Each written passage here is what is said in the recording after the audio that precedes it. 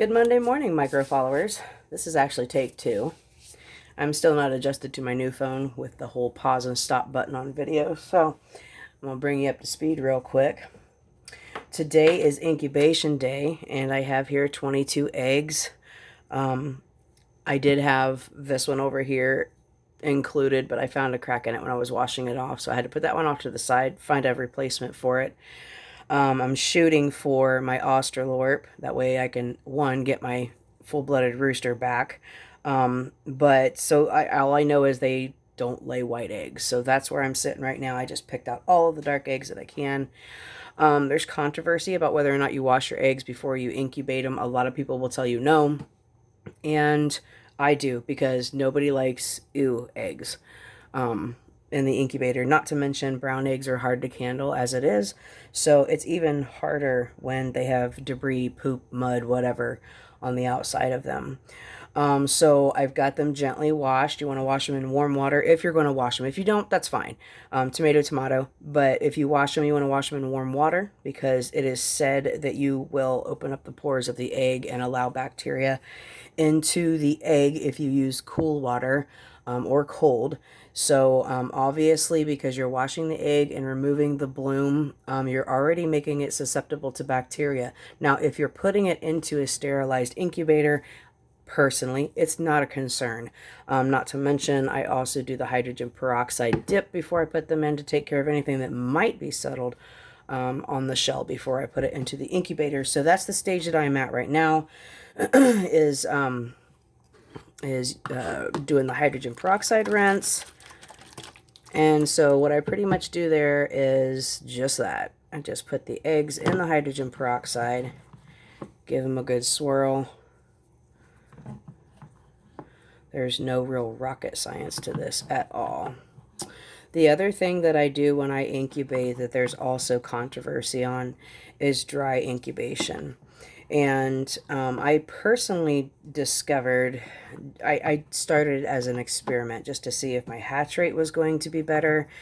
And it was. My hatch rate went from, I think it was like 37 or 32 up to 93 was my last hatch rate percentage. And actually the ducks were 100%, but it was 93 on the chickens. So I've been dry incubating ever since. If you don't, like I said, tomato, totally fine. No judgment here. I just found that not only is it easier to not have to fight with the humidity of the eggs the entire incubation period, that my hatch rate was actually best. Look at the polka dots. I love this egg. I don't know who lays it, but I love the polka dots. So anyways, tomorrow is actually hatch day for Myrtle. So I wasn't as picky on eggs. Like this one, I wanted to make sure that I had all the brown eggs. That way I could get my full breed Australorp back.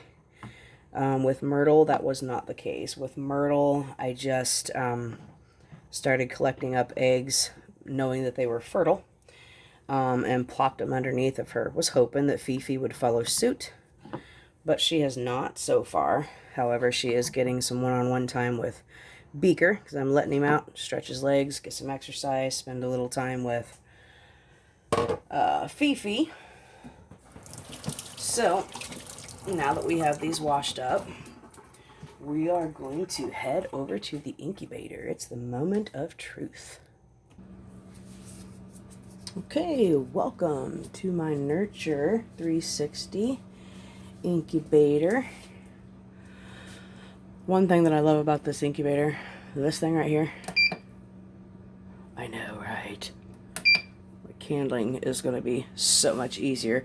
We're up to heat, and of course our humidity we're not going to worry about right now. But I'm hoping that this little setup that I've got over here in the corner will help my cat mind its business while we're having this kind of fun. So we're just going to put this right here just like this and go ahead and start loading. Another thing that I love about this incubator When you incubate eggs, you need to make sure that you incubate them with the pointy side down, generally. But with this one, you lay them down just like naturally in the nest, so you don't have to worry about whether or not you have your eggs positioned correctly, and I love that. So how this thing works is every so often this upper tray will rotate, and that turns your eggs, because you have to make sure that your eggs stay turned in order to keep the air sac. You're actually building the air sac for when the chick is ready to hatch. That's going to be its little oxygen bubble. It's called a pip.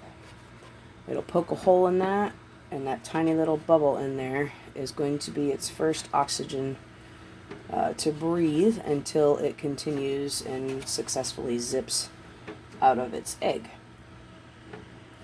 So that tray will rotate, and then on day 18 we'll simply remove the tray.